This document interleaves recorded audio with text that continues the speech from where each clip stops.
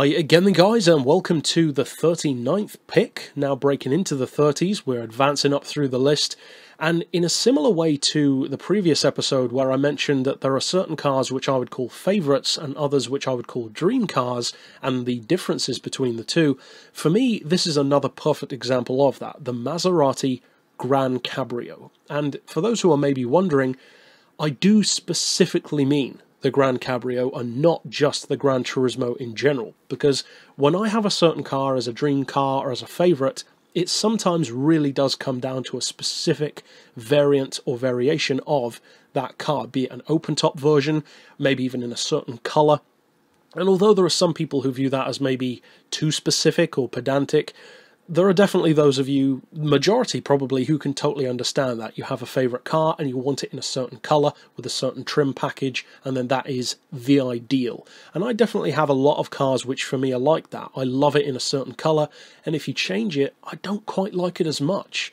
The Zonda F, for instance, in orange, it's perfection to me, whereas in any other colour I still love it, but not quite as much, funnily enough. And for me, that's the case here as well. This is probably one of the cars on the list which doesn't seem quite as exciting a choice. The Maserati GranCabrio doesn't get most people's hearts racing, even the Gran Turismo doesn't.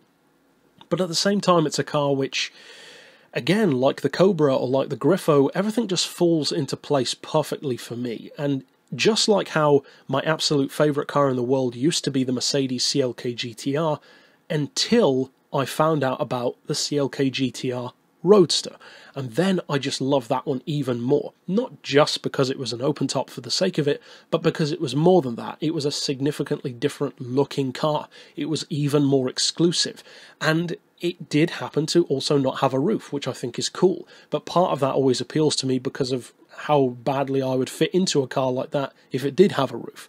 So from a practical perspective, it appeals to me. But often open-top versions of supercars or sports cars do have a special place for me, because a lot of them I do think look even better without a roof. Such as Pagani's, for instance. I like the Huayra Roadster even more than the Coupe. I like the open-top Zonda even more than the Coupe. This is another one of those occasions, because, as I've said before, Maserati overall is my favourite manufacturer. Panos is my favourite team. My favourite car is not a Maserati, spoiler alert, but as an overall brand, I love everything that Maserati does. I love their design style, I love their team colours, I love every car that they've ever made. I've never seen a Maserati that I didn't like, even the lesser known ones like the Camzin or the bird cages from back in the day for many people.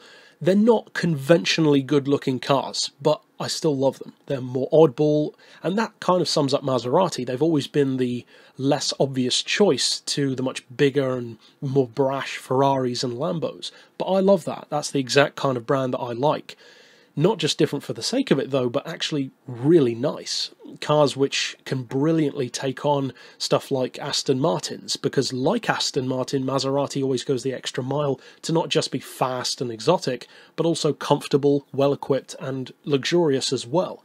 Whereas something like a Ferrari might be more hardcore, a Lamborghini might be more powerful, but Maserati always feels, to me at least, something more like kind of a poser's car, but in the best way, because that's kind of a negative connotation. But the Maserati range, to me, is more so the kind of car that you'd want to turn up to an event in. It's that kind of car.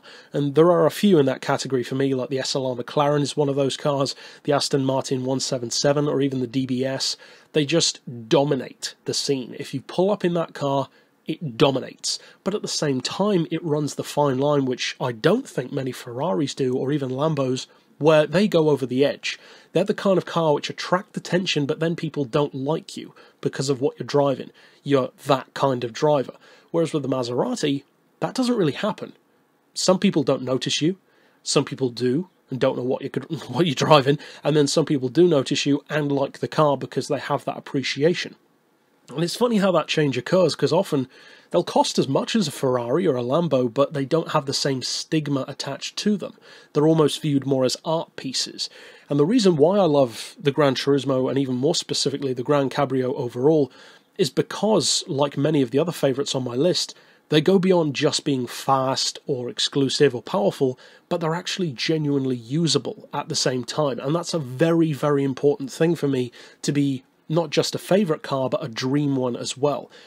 The Isso Griffo from the last episode, it's one of my favourites, but it's not a dream car. At the same time, though, it does very well balance performance with usability and practicality, and in a likewise way, this is a four-seater. It's got decent trunk space. You can drive it on the road without having your spine shattered every time you drive over a curb or a speed bump, because it has that level of usability, luxury, and quality, which I would want from a car which is simultaneously a dream car, an exotic in a conventional sense, but also a true, genuine daily driver. Not necessarily a affordable daily driver, but one which you could use for that if you want to. So for me, the GranCabrio definitely falls into that category, and although it's not way higher on the list, it's still one of my favourites, for sure. And this is one of my, what I would call, real-world favourites. Something which goes beyond just being cool on paper, and the kind of car which I, if I had the money, would potentially actually buy one. And that separates this in particular way apart from many of the other cars on this list. Even some which come higher on the list, I would choose this over if it actually came to the opportunity of owning one. So overall, I love the car. Certainly not the fastest on the list, nowhere near in fact, but just a vehicle where everything falls into place for me, and I've always loved it, and there's something about that rag top which just makes me like it even more.